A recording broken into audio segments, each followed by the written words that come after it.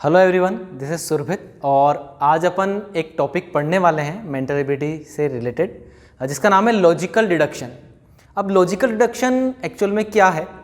अगर हमें कुछ स्टेटमेंट्स दे दिए जाएं, एक दो या ज़्यादा स्टेटमेंट्स दे दिए जाएं और उनके बिहाफ पर हमें कोई एस्पेक्ट बताना हो कि यार क्या सही हो सकता है उस स्टेटमेंट के अकॉर्डिंग, तो हम उस एस्पेक्ट को पता करेंगे कि क्या सही है क्या गलत है, क्या कॉन्क्लूजन भी हो सकता है, वो कोर्स ऑफ एक्शन भी हो सकता है, वो एजम्पशन भी हो सकता है, वो एक आर्ग्यूमेंट भी हो सकता है। तो यहाँ चार तरह की चीज़ें अपन लेने वाले हैं। जैसे फर्स्ट थिंग है स्टेटमेंट एंड एजम्पशन, सेकेंड है स्टेटमेंट एंड कॉन्क्लूजन, थर्ड है statement and course of action और फोर्थ है स्टेटमेंट एंड आर्ग्यूमेंट। अब इन चारों में अंतर क्या है, सबसे पहले अपन ये देखते हैं। जैसे फर्स्ट है स्टेटमेंट एंड एजम्पशन, यानी आपको स्टेटमेंट दिया हुआ है, चाहे वो एक दिया हुआ हो या दो या ज़्यादा, और उसके बाद कुछ एजम्पशंस दिए हुए हों।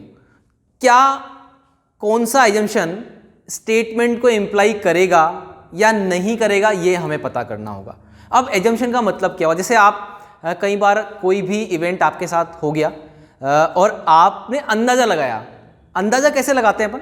अंदाज़ा इस तरीके से लगाते हैं अपन कि हाँ, जो वास्तविकता के काफ़ी करीब हो सकता है। यानी जैसे सपोज मेरे पास 10 रुपीज़ थे, मान लेते हैं मेरे पास 10 रुपीज़ थे और वो कहीं गुम हो गए मेरे घर में। अब गुम हो गए तो मैं क्या अंदाज़ा लगा सकता हूँ? मैं अंदाज़ा लगा सकता हूँ कि शायद मेरे छोटे भाई बहन में से किसी ने वो 10 रुपीज़ उठा लिए होंगे या फिर मैं कहीं रख के भूल गया हूँगा। तो जैसे ही मेरे पास एक स्टेटमेंट आया कि मेरे 10 रुपीज़ गुम गए या मेरे 10 रुपीज़ मुझे नहीं मिल रहे हैं, तो मैंने देखा कि मैं उससे रिलेटेड क्या क्या एजम्पशंस क्रिएट कर सकता हूँ। ऐसा एजम्पशन तो मैं क्रिएट नहीं करूँगा कि वो 10 रुपीज़ ऑटोमेटिकली डिसअपियर हो गए होंगे या वो उड़कर कहीं चले गए होंगे। तो अंदाज़ा जब आप लगाएंगे, जब एजम्पशन आप पता करेंगे किसी भी स्टेटमेंट के लिए, तो उस स्टेटमेंट से रिलेटेड वास्तविकता के काफ़ी करीब वो होना चाहिए। अब एक स्टेटमेंट आपको दिया गया होगा, अब उस स्टेटमेंट में कितनी बातें बोली गई है उसके अकॉर्डिंग आपको वो एजम्पशन डिसाइड करना है कि वो एजम्पशन उस स्टेटमेंट को इंप्लाई करता है या नहीं करता। अब दूसरी चीज की हम बात करें, स्टेटमेंट एंड कॉन्क्लूजन। यहां पर जो भी स्टेटमेंट दिया गया होगा वो सीधा सीधा किस बात को बता रहा है, उसे हम कॉन्क्लूजन बोलेंगे। यानी मैंने कोई लाइन या कोई बात आपसे कही, उस बात का सीधा सीधा ये मतलब है, उसे हम कॉन्क्लूजन कहते हैं। तो statement of assumption and statement and conclusion में डिफरेंस क्या है? एजम्पशन मतलब आप काफी हद तक उस स्टेटमेंट को बताने का प्रयास कर रहे हैं कि हाँ, ये स्टेटमेंट में जो बात कही गई है वो काफी हद तक ये है। लेकिन कॉन्क्लूजन में आप क्या बोलते हैं कि जो स्टेटमेंट में कहा गया उसका सीधा सीधा ये मतलब है कि हाँ, कॉन्क्लूजन में ये बात हम सीधे सीधे स्टेटमेंट के थ्रू पता कर रहे हैं, उसे हम कॉन्क्लूजन बोलेंगे। तो स्टेटमेंट एंड एजम्पशन और स्टेटमेंट एंड कॉन्क्लूजन में मेनली ये डिफरेंस होता है। जब आप क्वेश्चन करेंगे तो काफ़ी सारी चीज़ें क्लियर होगी। एक छोटा सा आइडिया मैं इन चारों चीज़ों के बारे में आपको दे रहा हूँ। फिर थर्ड हमारा आता है statement and course of action. अब स्टेटमेंट कोर्स ऑफ एक्शन आप देख सकते हैं, कोर्स ऑफ एक्शन यानी कहीं ना कहीं कोई सॉल्यूशन आप ढूंढने की कोशिश कर रहे हैं। तो थर्ड वाला जो होता है, इसमें स्टेटमेंट में एक प्रॉब्लम आपको दी गई होती है, किसी भी तरह की प्रॉब्लम। जैसे मेरे घर में चोरी हो गई है, अब इंस्टेंट क्या ऐसी चीज़ है जो मुझे करनी चाहिए? मुझे पुलिस को कॉल करना चाहिए, या मुझे आस पड़ोस वालों से पूछना चाहिए, या मुझे किस तरह का कोर्स ऑफ एक्शन इमीडिएटली अपनाना चाहिए? वही कोर्स ऑफ एक्शन इंस्टेंटली आपके स्टेटमेंट को डिनोट करेगा या इंप्लाई करेगा। तो इस तरह से स्टेटमेंट में कोई ना कोई प्रॉब्लम आपको दी गई होगी। अब उस प्रॉब्लम का इमीडिएट सॉल्यूशन क्या हो सकता है, या वो सबसे पहला काम जो उस प्रॉब्लम को आने पर आप कर सकते हैं जेन्युइनली, तो वो कोर्स ऑफ एक्शन कहलाएगा। क्लियर? कुछ क्वेश्चन करेंगे अपन, आपको ऑटोमेटिकली पता चलता जाएगा। एंड द लास्ट वन जो जिसके क्वेश्चंस भी आते हैं, स्टेटमेंट एंड आर्ग्यूमेंट। अब वर्ड जो आर्ग्यूमेंट दिया हुआ है उसी से आपको पता लग रहा है कि यहाँ पे कहीं ना कहीं ओपिनियन अलग अलग होने वाले हैं।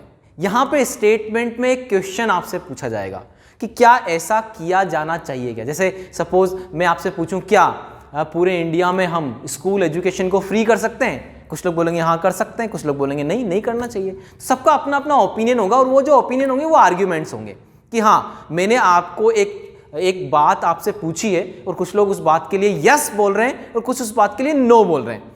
अब वो यस के साथ क्या रीजन दे रहे हैं और जो लोग नो बोल रहे हैं वो नो के साथ क्या रीजन दे रहे हैं, उस पर डिपेंड करेगा कि कौन सा आर्ग्यूमेंट उस स्टेटमेंट को पूरी तरह से इंप्लाई करता है। यानी अगर आपने बोला कि यस ये चीज होनी चाहिए तो उसके पीछे कारण क्या है, वो कारण कितना स्ट्रोंग है, तो हम मान लेंगे कि वो आर्ग्यूमेंट भी स्ट्रोंग है। अगर वो कारण स्ट्रोंग नहीं होगा तो वो आर्ग्यूमेंट भी स्ट्रोंग नहीं होगा।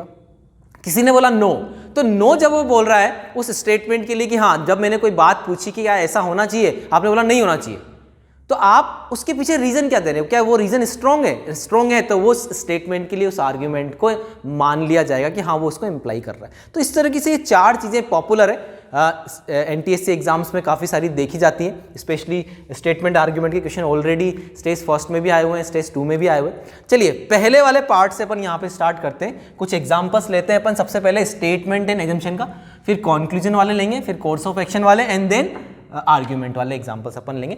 तो एग्जांपल नंबर 1 यानी क्वेश्चन नंबर 1 में यहाँ पर ले रहा हूँ स्टेटमेंट एंड एजम्पशन का, ताकि जिससे आप आसानी से समझ पाएं कि किस तरीके से ये चीज़ हो रही है। क्वेश्चन नंबर 1 यहाँ पर स्टेटमेंट एंड एजम्पशन का ले रहे हैं। तो सबसे पहले यहां पे स्टेटमेंट दिया हुआ है, क्या कह रहा है स्टेटमेंट, ये देखते हैं अपन। स्टेटमेंट कह रहा है patients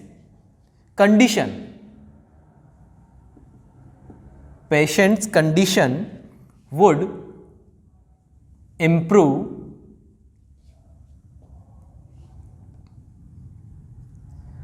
after this operation,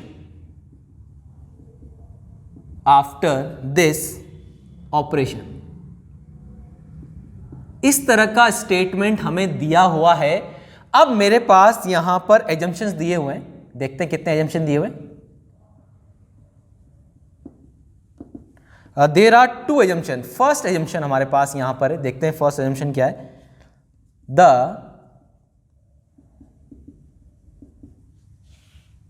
The patient can be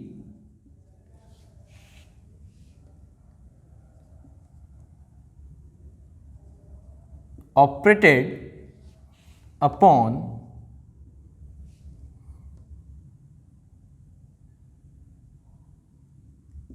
in this condition. This is the first assumption. Now second assumption हमें दिया हुआ है, the patient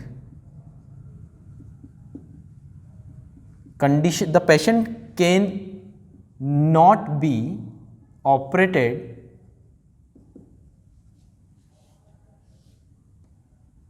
upon in this condition। सबसे सिंपल सा एग्जांपल अपन ने लिया है यहां पर। अब देखिए यहां पर सबसे पहले अपन बात करते हैं कि स्टेटमेंट क्या दिया हुआ और स्टेटमेंट की स्टडी अपन करते हैं कि स्टेटमेंट क्या कहना चाह रहा है। स्टेटमेंट कह रहा है कि patients condition would improve after this operation. तो जब उसने ये यूज किया वुड, यानी काफी हद तक पॉसिबिलिटी है कि अगर पेशेंट की कंडीशन इंप्रूव हो जाएगी इस ऑपरेशन के बाद, काफी ज्यादा चांस है, हो ही जाएगी ऐसा नहीं बोल रहा है वो बोल रहा है कि अगर आप ये ऑपरेशन करा लोगे तो पेशेंट की जो कंडीशन है काफी हद तक इंप्रूव हो जाएगी। तो क्या अंदाजा लगा सकते हैं इस स्टेटमेंट से? पहला अंदाजा, the patient can be operated upon this condition, patient को इस कंडीशन में ऑपरेट किया जाना चाहिए, किया जा सकता है। Patient can not be operated upon in this condition, patient को इस कंडीशन में ऑपरेट नहीं किया जा सकता। तो जैसा कि उसने स्टेटमेंट में बोला कि अगर आप ये ऑपरेशन करा लोगे तो बहुत ज्यादा चांस है कि पेशेंट की कंडीशन इंप्रूव हो जाएगी। इसका मतलब ये बात तभी कही जा रही है जब ये अंदाजा लगाया गया होगा कि हाँ पेशेंट की कंडीशन इंप्रूव हो जाएगी, इसका मतलब पेशेंट इस कंडीशन में ऑपरेशन कराने लायक है। इसका मतलब only first assumption implies the statement, second जो है वो इंप्लाई नहीं कर रहा है स्टेटमेंट को। तो फर्स्ट जो हमारे पास एजम्पशन है वो स्टेटमेंट को पूरी तरह से इंप्लाई कर रहा है। तो एक सिंपल सा एग्जांपल लेते हुए अपन ने यहाँ समझने का प्रयास किया है, आप लोगों को समझ में आया होगी चीज। चलिए अगले क्वेश्चन की बात करते हैं अपन यहाँ पे। नेक्स्ट क्वेश्चन अपन यहाँ पे लेते हैं, स्टेटमेंट और एजम्पशन यहाँ पे लिखे हुए हैं ऑलरेडी, ताकि मैं डायरेक्टली स्टेटमेंट यहाँ पे लिख देता हूँ। एक और स्टेटमेंट अपन यहाँ पे ले रहे हैं।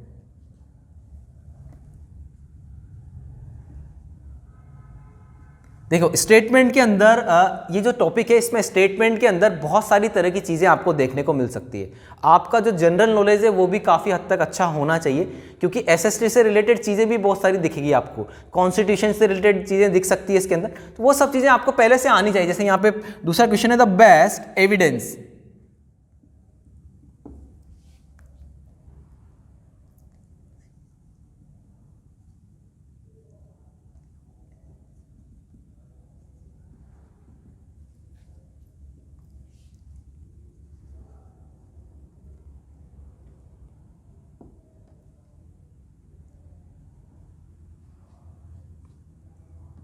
स्टेटमेंट में किसी भी तरह की लाइन दी जा सकती है और वो लाइन समझना बहुत ज़रूरी है। यहाँ दिया हुआ है the best evidence of India's glorious past is the growing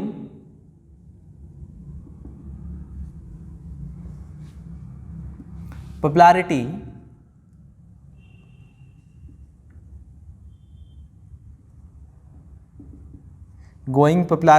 of Ayurvedic. अब देखिए यहाँ पे जो इसने स्टेटमेंट लिया है वो इस तरह का लिया है कि आपको उसके बारे में नॉलेज होना चाहिए। Ayurvedic medicines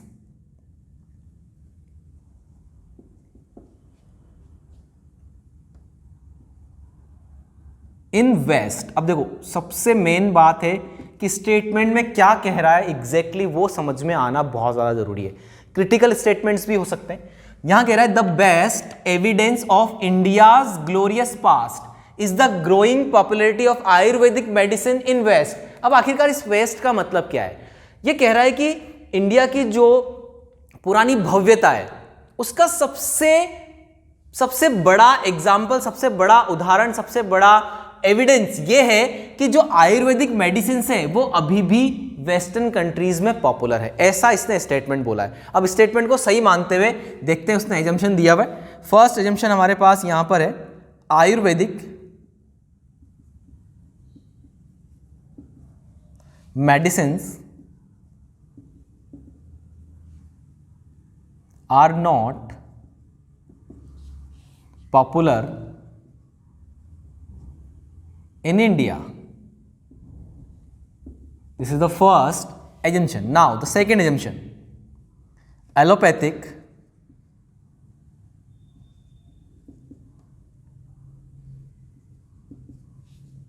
medicines are more popular in India.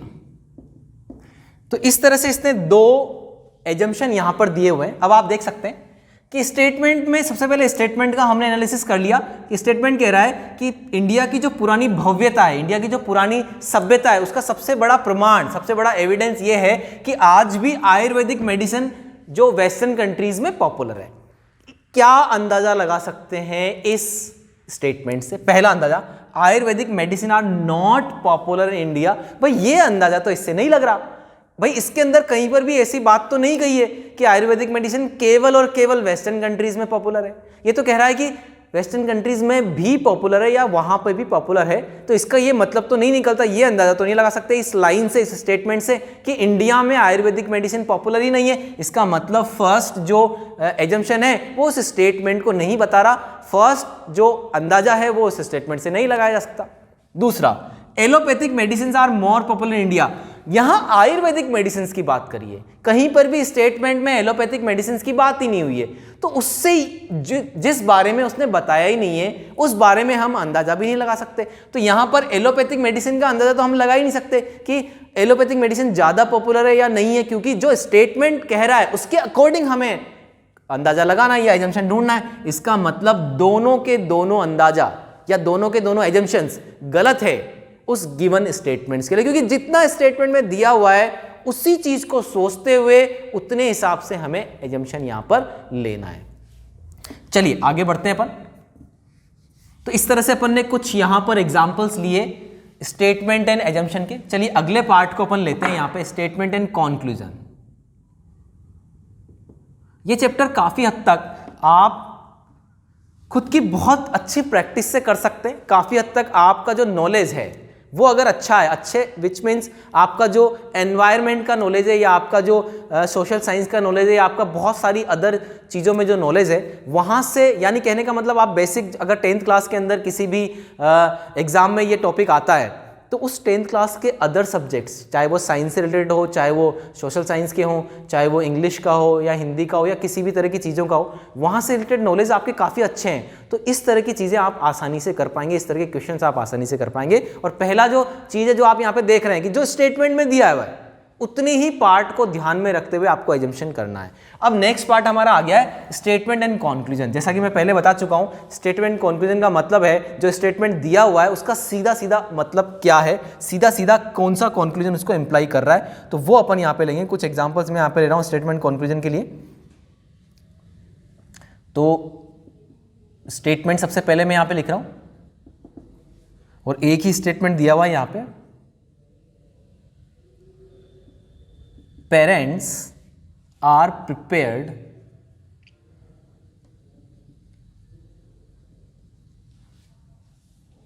to pay, parents are prepared to pay any price for an elite education. An elite education to their children. ये आप लोगों के लिए ये बात है, आप लोगों के जो पेरेंट्स है वो आप लोगों की अच्छी शिक्षा के लिए कितना भी खर्च करने के लिए तैयार होते हैं। ठीक है, आप लोगों की अच्छी शिक्षा के लिए आजकल जितने भी पेरेंट्स हैं वो कोई भी कीमत चुकाने के लिए तैयार रहते हैं। ये स्टेटमेंट ये बोल रहा है। कंक्लूजन क्या दिया हुआ है देखते हैं। There are two conclusions. First यहां पर है ऑल पेरेंट्स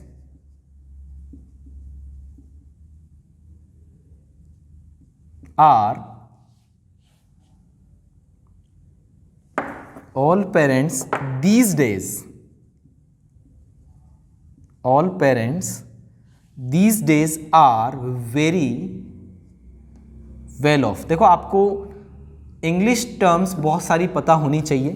जैसे यहाँ पर एलीट एजुकेशन की बात करी, अब आपको यही नहीं पता कि इस वर्ड का मीनिंग क्या है तो भी बड़ी दिक्कत आ सकती। तो काफ़ी सारी चीज़ें आपको ध्यान में रखनी है। पहला कंक्लूजन यहाँ लिखा हुआ है। दूसरा है parents have an obsessive passion for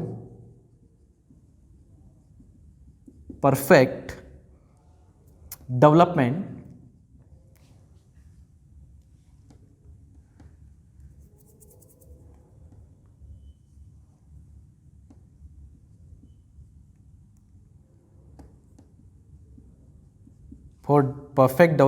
of their children through good schooling। ये दूसरा इन्होंने कंक्लूजन दिया हुआ है। तो पहले वापस से समझते हैं। वैसे मैंने बीच में बता दिया था आपको। Parents are prepared to pay any price for an elite education to their children. यानी जो पेरेंट्स है, यानी जो हमारे पेरेंट्स है वो हमारे बच्चों को, यानी आजकल जितने भी पेरेंट्स है वो अपने बच्चों को अच्छी एजुकेशन दिलाने के लिए, बहुत ज़्यादा अच्छी एजुकेशन दिलाने के लिए कोई भी कीमत चुकाने के लिए तैयार रहते हैं। ये एक स्टेटमेंट दिया। अब इस बात का सीधा सीधा क्या मतलब है? यहां पे हम अब कंक्लूजन की बात कर रहे हैं। हमने एजम्पशन नहीं लगाना, हमें अंदाजा नहीं लगाना। हमें यहां पे बताना है कि जो स्टेटमेंट दिया हुआ है उसका सीधा सीधा क्या मतलब है। क्या इस लाइन का सीधा सीधा ये मतलब है कि all parents these days are very well off, आजकल सारे पेरेंट्स बहुत ज्यादा अमीर हो गए? क्या ये मतलब है इसका बात का? भाई ये मतलब तो नहीं है। अगर कोई पेरेंट्स अपने बच्चों की अच्छी एजुकेशन के लिए कोई भी कीमत चुकाने के लिए तैयार होता है, इसका मतलब ये नहीं है कि वो बहुत ज़्यादा अमीर है। वो किसी भी स्थिति में हो, वो अपने बच्चों को अच्छी शिक्षा के लिए हमेशा तत्पर रहेगा। इसका मतलब ये कंक्लूजन तो सीधा सीधा इस लाइन को नहीं बता रहा। दूसरा, पेरेंट्स हैव एन ऑब्सेसिव। अब देखो ऑब्सेशन क्या होता है? ऑप्शन होता है आपके दिमाग में लगातार वो बात चलते रहना। तो हमारे पेरेंट्स लगातार हमारे बारे में ये सोच रहे होते हैं कि कैसे भी करके हमारा जो बेटा या हमारी बेटी है वो बहुत अच्छी एजुकेशन प्राप्त करे। उनके दिमाग में लगातार ये चलता रहता है, यानी वो ऑब्सेशन में रहते हैं। यानी obsessive passion for perfect development of their children through good schooling, यानी अच्छे स्कूल के थ्रू हमारे बच्चों को बहुत ज़्यादा अच्छा डेवलपमेंट मिल जाए, ये लगातार उनके दिमाग में चलता रहता है। तो बिल्कुल ये चलता रहता है, इसीलिए वो कोई भी प्राइस चुकाने के लिए तैयार रहते हैं। यानी अगर वो कोई भी प्राइस चुकाने के लिए तैयार है, इसका मतलब उनके दिमाग में लगातार ये चीज़ चल रही है। तो इस स्टेटमेंट को सीधा सीधा ये कंक्लूजन बता रहा है, यानी ये कंक्लूजन सीधा सीधा इस स्टेटमेंट का मतलब है। इसीलिए हमारा आंसर हो जाएगा ओनली सेकंड कंक्लूजन जो है वो इंप्लाई कर रहा है गिवन स्टेटमेंट को। तो आपने देखा कि कंक्लूजन और एजम्पशन में मेनली क्या डिफरेंस है। एजम्पशन मतलब आप वास्तविकता के करीब का अंदाजा लगाते हैं, यहां पर आप इस स्टेटमेंट की वास्तविकता क्या है, इस स्टेटमेंट की वास्तविकता ये है, तो आप वो बता रहे हैं कि हाँ ये कंक्लूजन है जो सीधा सीधा इस स्टेटमेंट को इंप्लाई कर रहा है। चलिए दूसरा क्वेश्चन लेते हैं अपन।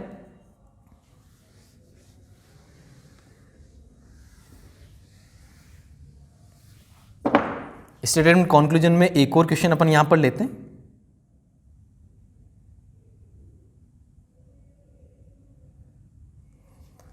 स्टेटमेंट है द कॉन्स्टिट्यूशनल, अब देखो ये कॉन्स्टिट्यूशन से रिलेटेड यहां पर आ गया है, तो आपको ये चीज पता होनी चाहिए कि बहुत सारे जो टर्मिनोलॉजी होती है वो चीज आपको पता होनी चाहिए।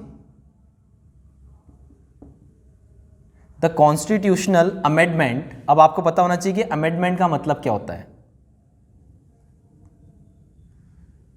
अमेंडमेंट का मतलब होता है कोई भी रूल लेकर आना, कॉन्स्टिट्यूशन में कोई भी रूल लेकर आना।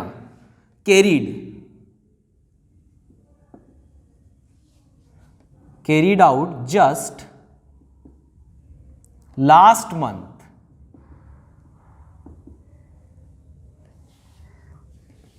prohibits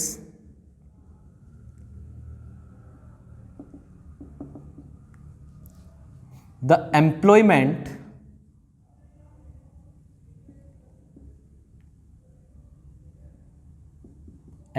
of child labor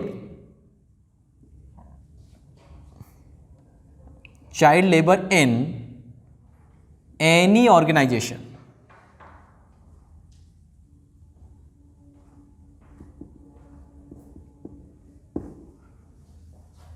ये हमारे पास स्टेटमेंट दिया हुआ है। नाउ कंक्लूजन, तो फर्स्ट कंक्लूजन हमारे पास क्या है। First conclusion, the employ must now abide by this amendment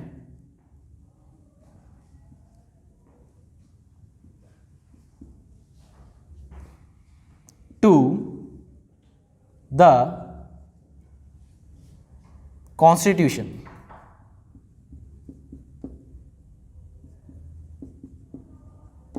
This is the first conclusion. Now the second conclusion, children below 14 years of age will now be engaged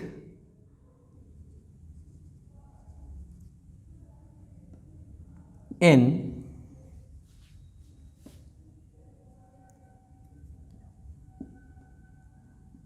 acquiring education.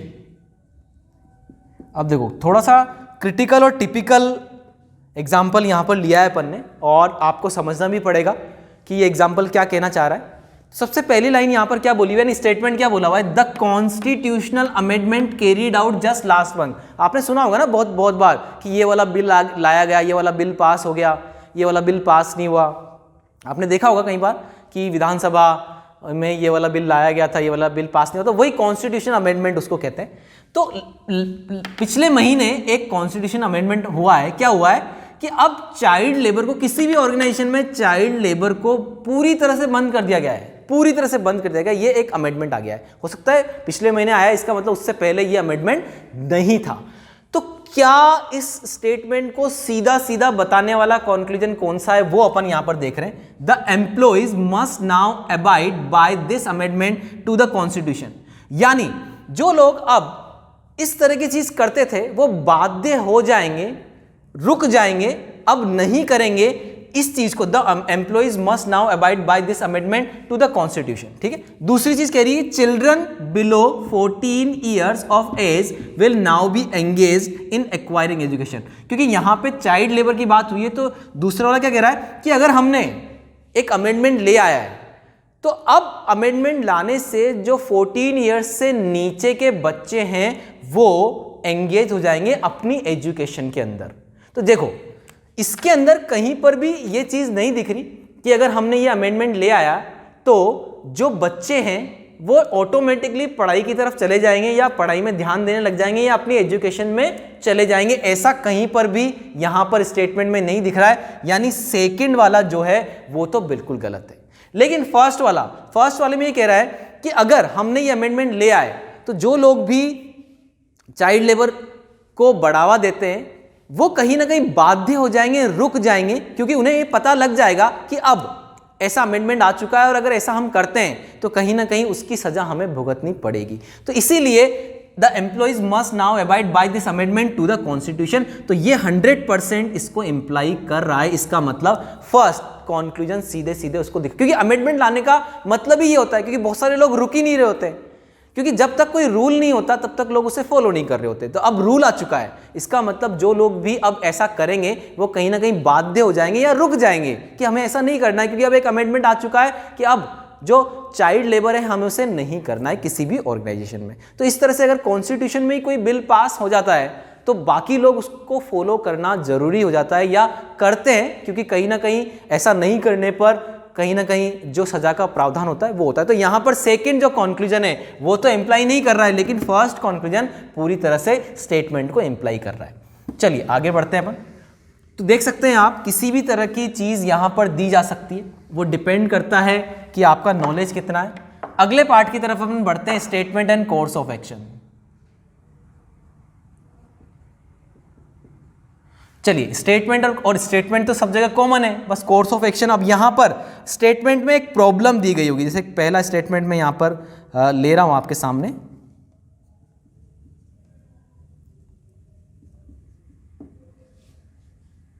The officer in charge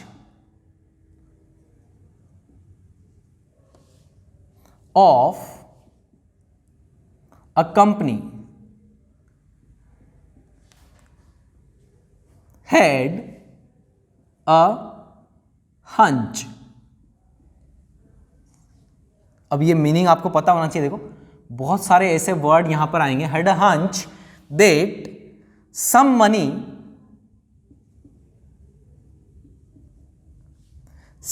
was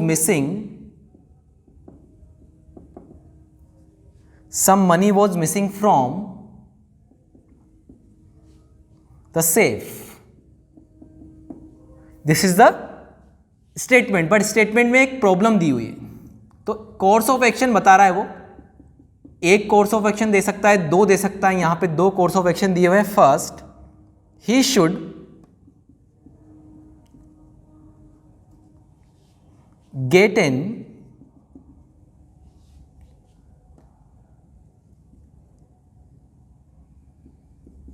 recounted with the help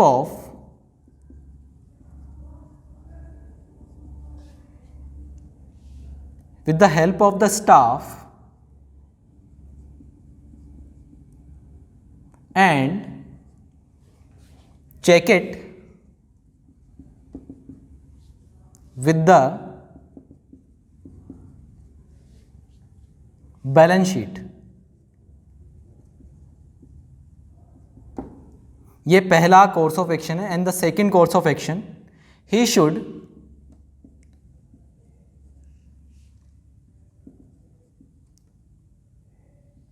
inform the police. चलिए, तो यहां पर statement and course of action की बात हो रही है। Statement जो दिया गया है उसमें एक प्रॉब्लम है और उस प्रॉब्लम का इमीडिएट सॉल्यूशन क्या हो सकता है, देखते हैं। यहां पे स्टेटमेंट फर्स्ट क्या है, the officer in charge of a company, एक कंपनी का ऑफिसर इंचार्ज है, हेड अ हंच, उसे झटका लगा। क्या झटका लगा कि कुछ पैसे गायब हैं, उसकी अलमीरा से कुछ पैसे गायब है। ठीक है, अब ऐसा करने पर या ऐसा देखने पर कुछ पैसे गायब हैं तो क्या वो डायरेक्टली पुलिस को कॉल लगा ले, या डायरेक्टली किसी को भी बोले कि हाँ आपने लिए होंगे, या सबसे पहले कहीं ना कहीं उसे पता करना पड़ेगा कि आखिरकार वो पैसे गए तो गए का। यानी क्या इमीडिएट सॉल्यूशन हो सकता है? सबसे पहला कि अगर पैसे गायब है तो मैं चेक करूं कहीं मैंने तो नहीं रख दिए कहीं और, या बैलेंस शीट में चेक करना चाहिए कि कहीं कुछ कम ज़्यादा तो नहीं है। यानी जो कोर्स ऑफ एक्शन फर्स्ट है कि he should get in recounted with the help of staff की हेल्प लेकर उसे दोबारा काउंट करनी चाहिए और चेक करना चाहिए बैलेंस शीट के साथ। सबसे पहला काम उसे यही करना चाहिए, क्योंकि अगर कुछ पैसे गायब है तो ऐसा तो नहीं है कि वो पैसे मैंने ज़्यादा गिन लिए थे ऑलरेडी, या बैलेंस शीट में ऑलरेडी कम थे और मैं ज़्यादा समझ रहा था। तो इसका मतलब फर्स्ट कोर्स ऑफ एक्शन बिल्कुल इंप्लाई कर रहा है। Second, he should inform the police. Police को इन्फॉर्म तो बहुत देर बाद करना होगा, जब वो बैलेंस शीट चेक हो जाएगा, कंफर्म हो जाएगा, 4-5 चीज़ें वो कर चुका होगा तब वो करेगा। यानी इसे हम इमीडिएट सॉल्यूशन में नहीं लेंगे, तो ये कोर्स ऑफ एक्शन में नहीं आएगा। इसका मतलब सेकंड वाला इसको इंप्लाई नहीं करा। लेकिन अगर कभी ऐसा कोई प्रॉब्लम आपके सामने आ जाए कि आपके पड़ोस के घर में चोरी हो गई है, या पड़ोस के घर में कोई मर्डर हो गया है, तो कहीं ना कहीं आपको पुलिस को इन्फॉर्म करना पड़ेगा सबसे पहले। तो वहां पे वो course of action, immediate course of action वो रहना वाला है। तो यहां पर वो प्रॉब्लम के अकॉर्डिंग क्या इमीडिएट सॉल्यूशन होना चाहिए, क्या कोर्स ऑफ एक्शन होना चाहिए, वो यहां पर केवल फर्स्ट ही इंप्लाई कर रहा है। चलिए अगले क्वेश्चन की तरफ हम बढ़ते हैं।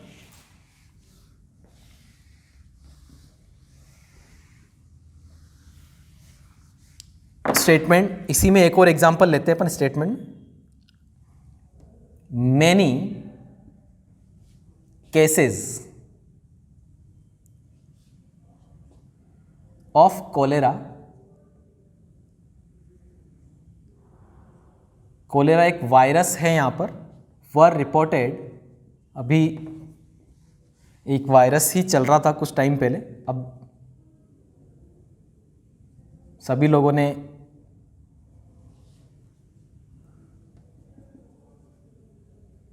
reported from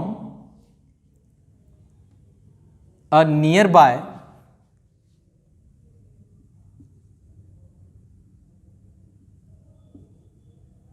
village। तो ऐसा ये स्टेटमेंट यहां पर दिया गया है।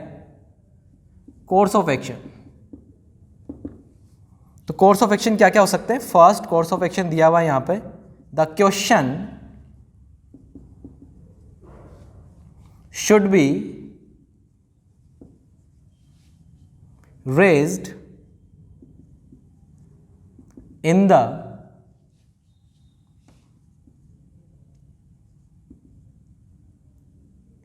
legislative assembly।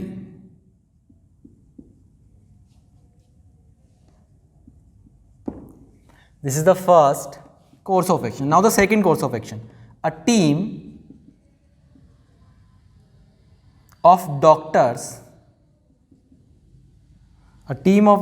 should be rushed to the village। तो ये दो कोर्स ऑफ एक्शन दिए हुए, जैसा कि देखो यहां पर पहला स्टेटमेंट दिया, many cases of cholera were reported from a nearby village. Corona जैसा वायरस अभी कुछ टाइम पहले था और अभी भी देखो सब लोगों को सावधानी तो बरतनी है, लेकिन जैसा कि यहाँ पे स्टेटमेंट में जो हमें प्रॉब्लम दी हुई है, काफ़ी सिमिलर सी प्रॉब्लम दिखाई दे रही है। तो जैसे ही कोई वायरस किसी गांव में यहाँ पर फैला, बहुत सारे केसेस आने लगे उस वायरस के, कोलेरा नाम का वायरस है, उसके बहुत सारे केसेस आने लगे, तो क्या करना चाहिए हमें? सबसे पहला इमीडिएट सॉल्यूशन क्या होना चाहिए? The question should be raise in the legislative assembly, यानी विधानसभा में हमें क्वेश्चन उठाना चाहिए कि हाँ ये इतने सारे केसेस आ गए हैं, अब इन केसेस का क्या करें।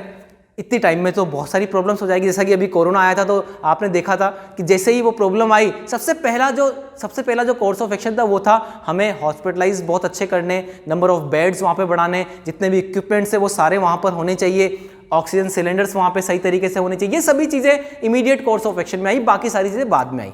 तो यहाँ पर जो सेकेंड कोर्स ऑफ एक्शन है, team of doctor should be rushed to the village, एक डॉक्टर्स की टीम वहाँ पर भेजी जानी चाहिए तुरंत, वो सबसे इमीडिएट कोर्स ऑफ एक्शन होगा। इसका मतलब सेकंड जो हमारे पास कोर्स ऑफ एक्शन है वो उसको इंप्लाई कर रहा है, फर्स्ट यहां पर इंप्लाई नहीं कर रहा है। चलिए आगे बढ़ते हैं अपन। अब अपन बात करेंगे स्टेटमेंट एंड आर्ग्यूमेंट की।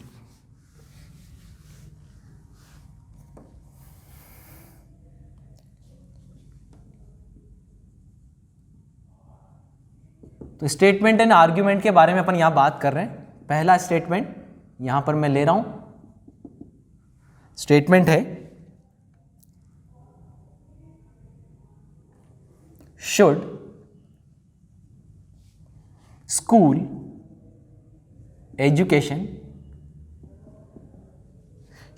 Education be made free in India? ये क्वेश्चन है, ठीक है ना। तो आर्ग्यूमेंट्स, फर्स्ट आर्ग्यूमेंट जो है वो ये है कि यस, ये दो, देखो जब भी आर्ग्यूमेंट आएगा दो तरह के आएंगे, यस और नो, बस उनके आगे उनका रीजन लिखा होगा। तो यस, कोई कह रहा है यस दिस, अब उसके पीछे यस को मैं तब स्ट्रॉन्ग मानूंगा इसके लिए जब उसका रीजन स्ट्रॉन्ग होगा। This is the only way, this is the only way to improve the level of literacy. Now the second, अब सेकेंड में होगा नो, और नो के साथ एक रीजन आएगा, no it will add to the already heavy burden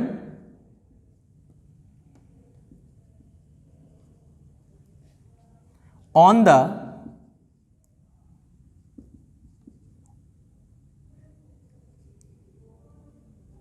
exchequer. अब देखो बहुत सारे वर्ड्स बड़े टिपिकल होते हैं और वो आपको समझने भी पड़ेंगे यहां पर। तो स्टेटमेंट और आर्ग्यूमेंट की बात कर रहे हैं, जैसा कि मैं पहले बता चुका हूं, यस और नो में आएंगे दोनों। शुड स्कूल एजुकेशन, देखो दोनों यस भी आ सकते हैं, कभी कभी डिपेंड करेगा। तो अगर दोनों ऐसा आते हैं तो हो सकता है दोनों में जो रीजन दिया वो इंप्लाई कर रहा हो या नहीं कर रहा हो या स्ट्रॉन्ग हो, वो डिपेंड करता है। लेकिन मैक्सिमम केसेस में एक यस और एक नो आपको मिलेगा। Should school education be made free in India? किसी ने आपसे पूछा क्या स्कूल एजुकेशन को पूरे इंडिया में फ्री कर देना चाहिए क्या?